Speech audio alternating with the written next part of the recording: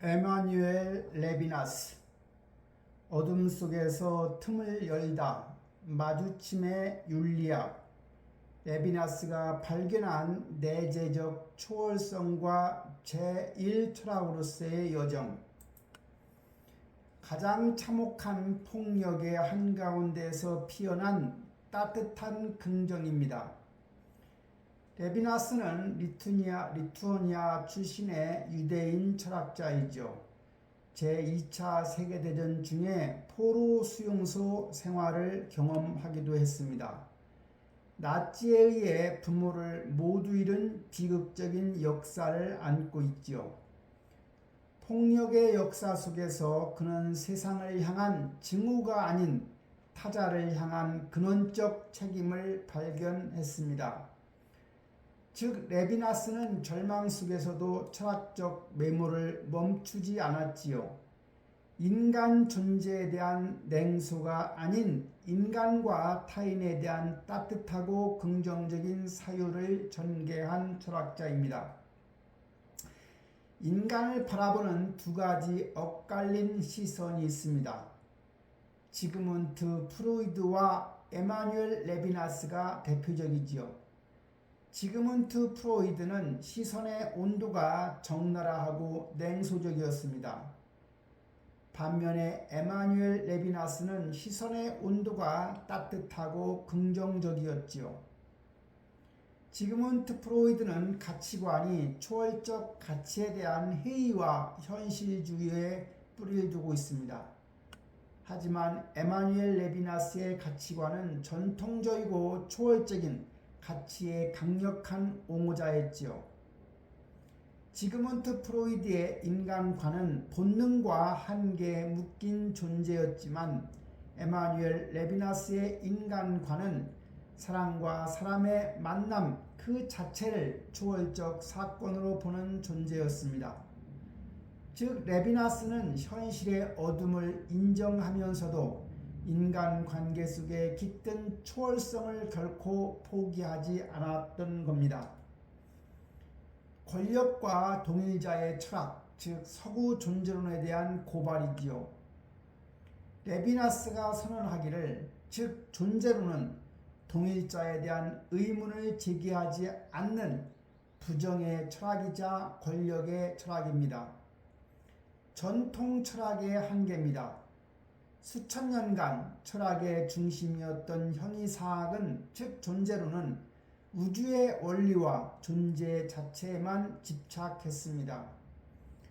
동일자의 폭력이지요. 나와 다른 낯선 타자를 이해한다는 명목하에 결국 나의 틀 안으로 끌어들여 동일화시키는 폭력을 행사하는 겁니다. 하늘의 형이사학에서 일상의 현상학으로 형이사학적 근거입니다. 신, 하늘, 추상적 양심, 사회적 규범, 우주의 이치죠. 레비나스는 거부합니다. 윤리의 근거는 저 멀리 있지 않다고. 현상학적 정초는 경험, 신체, 감정, 지각, 그리고 타인과의 만남입니다. 철학을 구체화하려 했던 후설, 하이데거, 사르트르, 메를로퐁티의 현상학적 연장선에서 레비나스는 우리가 일상에서 겪는 원초적 경험을 철학의 중심 언어로 끌어들입니다. 무엇을 할 것인가를 넘어 윤리의 존재 이유를 물었습니다. 레비나스의 윤리학은 도덕 교과서가 결코 아닙니다. 그것은 폭력적인 세상 속에서 윤리가 도대체 어떻게 가능한지를 묻는 가장 근원적인 탐구이지요. 즉 규범윤리학이란 그건 하지마, 그 행동은 나쁜 거야, 단순한 행동 지침과 규칙인 반면에 메타윤리학은 윤리학에 대한 윤리학이지요. 즉 애프터 비욘드입니다. 가치는 어떤 방식으로 성립하는가? 윤리가 가능할 수 있는 가장 근원적인 조건은 무엇인가? 철학의 왕자가 교체되는 겁니다. 제1철학으로서의 윤리학입니다. 우리가 전통 철학과 레비나스의 철학으로 구분해 볼 수가 있습니다.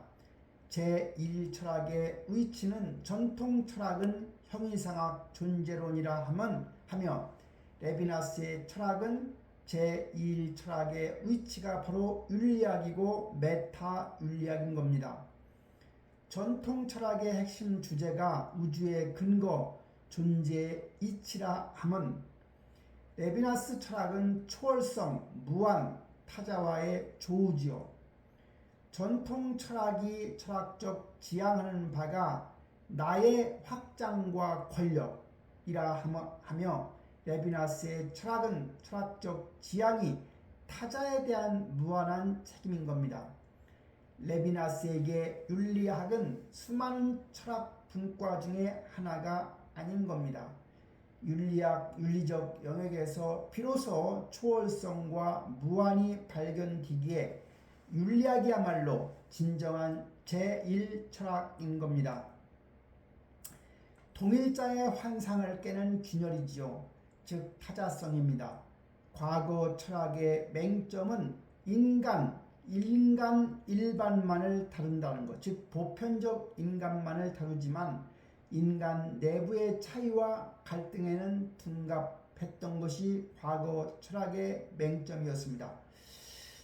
현대 철학의 예민함은 동일자 대 타자, 즉 부르주아 대 프롤레타리아, 남성 대 여성 등 구체적 갈등과 차이에 주목하게 되었습니다.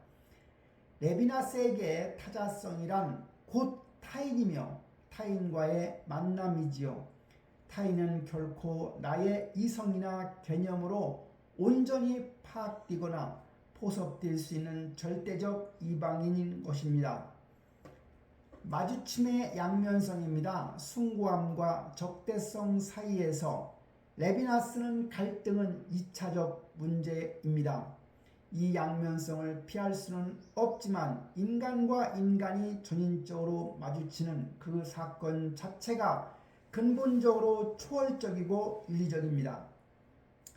누구든 삶의 주인공이고 싶어하는 본성이 있습니다. 타인과의 필연적이고 적대적인 충돌이지요.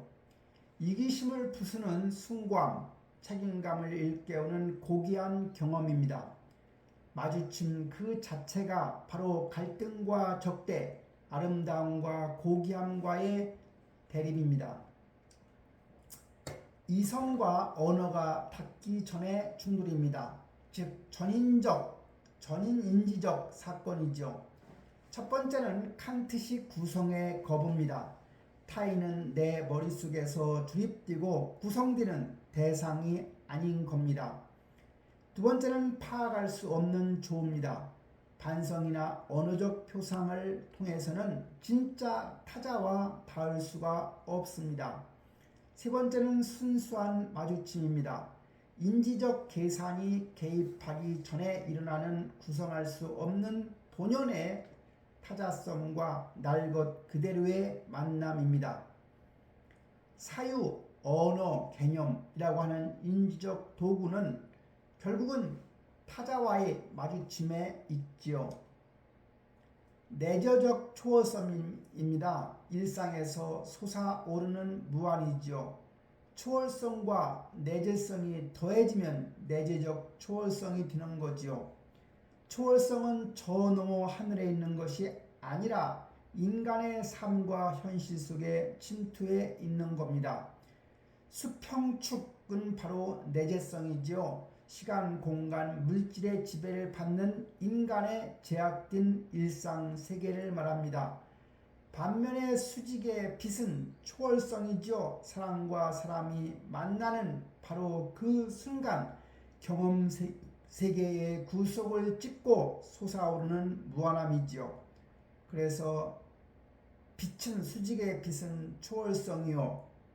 수평의 축은 내재성인 겁니다. 초월성이 드러나는 절대적 장소는 바로 타자의 얼굴입니다. 얼굴의 현상학입니다. 레비나스에게 타자의 얼굴은 물리적인 이목구비가 아닙니다. 그것은 타자성이 밝아 벗겨진 채 나에게 호소하는 무방비 상태의 표출인 겁니다. 무안을 담는 그릇입니다. 타자의 얼굴은 나의 권력과 소유욕을 무력화시키며 내재적 차원에서 초월성이 폭발하는 핵심 장소입니다. 윤리적 명령입니다. 얼굴은 우리에게 이기적 자아를 넘어설 것을 요구하는 근원적인 부름이지요. 폭력의 역사에서 타자의 윤리로. 윤리학은 단순한 도덕률이 아니라 폭력적인 세계를 구원할 유일하고도 가장 근원적인 제1철학으로 완성됩니다. 1단계는 역사적 절망입니다. 홀로코스트 수용수의 짙은 어둠이 즉 역사적 절망이었다고 하면 2단계는 기존 철학의 붕괴입니다. 동일자와 권력을 정당화하는 형이상학에 대한 환멸이지요. 3단계는 현상학적 전환입니다. 추상을 버리고 일상의 원초적 경험으로 시선이 이동된 겁니다. 스텝 4, 네 번째는 얼굴과의 마주침입니다. 전인적이고 통제 불가능한 타자와의 조우지요. 스텝 4는 내재적 초월성의 획득으로 일상 속 만남에서 무한을 발견하는 겁니다. 가장 일상적인 사건이 가장 위대한 초월이 될 때 에마뉴엘 레비나스의 사유는 우리에게 묻습니다. 우리는 타인을 나의 틀에 맞춰 평가하고 있습니까? 아니면 그들의 구성할 수 있는 낯섦 앞에 경이로움을 느끼고 있습니까? 타인과의 만남에 대해 근본적으로 다시 생각하게 하는 철학이지요. 누군가와 마주치는 이 순간 당신은 이미 무한과 조화하고 있는 것입니다.